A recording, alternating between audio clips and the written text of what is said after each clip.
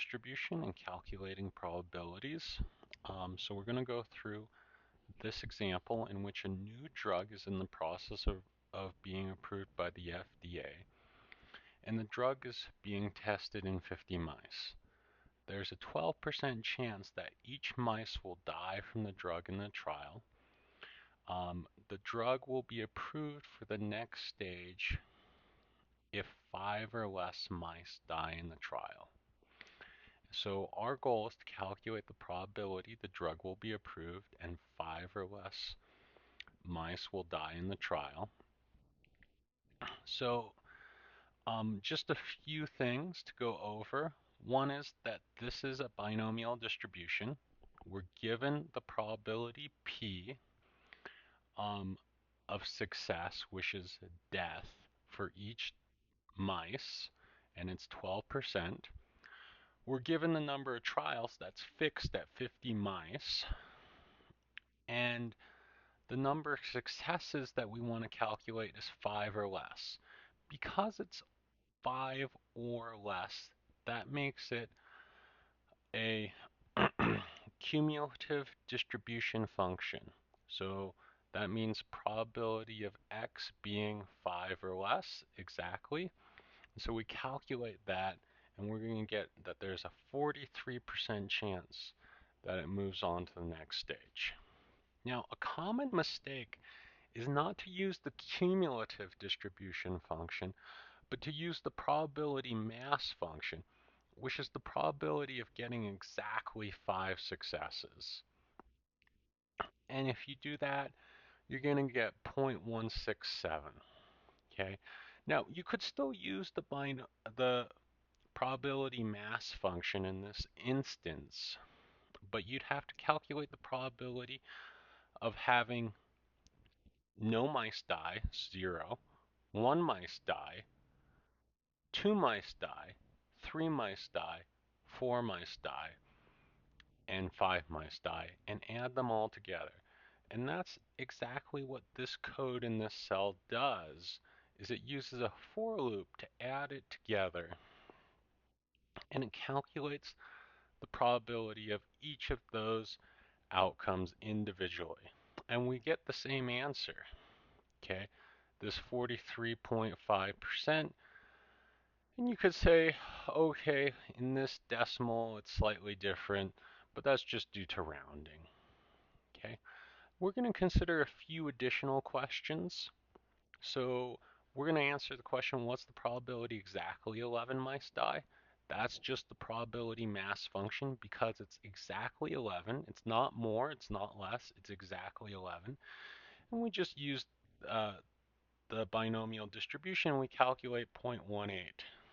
Excuse me, 0.018. Okay.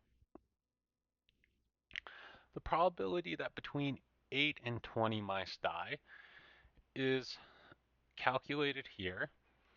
Now, because it's strictly greater than and strictly less than, we're going to rephrase it to be greater than or equal to 9 or less than or equal to 19.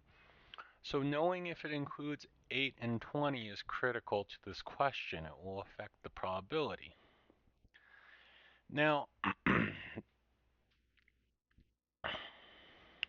and I see, and so here we want to calculate this probability, and this should be changed just slightly. This should actually be less than or equal to 8, so it doesn't take away the probability of 8 here. Okay. We're going to rephrase this question in terms of cumulative distribution functions. So this here is a cumulative. This here is a cumulative. Whenever you have a cumulative, you can replace it by f. Okay, and so now there's one thing we should change there. We should change that to an 8. Okay, and our probability is about 6%. Now I'm going to calculate and display the graph of this binomial distribution exactly with these parameters, and it shows you the probability of every single outcome here. And we can see the highest outcome is somewhere around here. It looks like maybe that's 8 or something like that. Okay, so that's the probability for every single outcome. And this is the graph of the binomial distribution with number of trials 50 and p equals 0.12. Okay, um, we're going to change the probability here, and here I'm going to change it to zero point 0.3. So what's the difference here? One is where the peak occurred suddenly changed, and the second thing is it's suddenly more symmetric. So here with 0.12, this isn't so symmetric because of this right-hand side here having some, I would say, kind of some outliers there, some large numbers. But here it's much more symmetric with 0.13. And now we're going to show this graph here with a probability of zero point 0.5. Okay, and you can see that it's very symmetrical. And as you guessed, this peak occurs actually at the average, and so that is 25 here.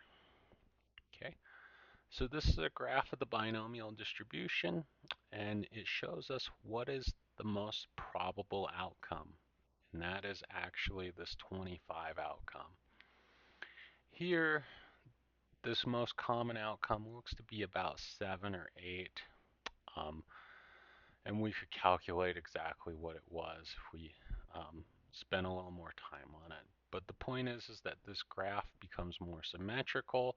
The most common outcome is at the average outcome, and those are just a few calculations of probability that we can do. Thank you very much.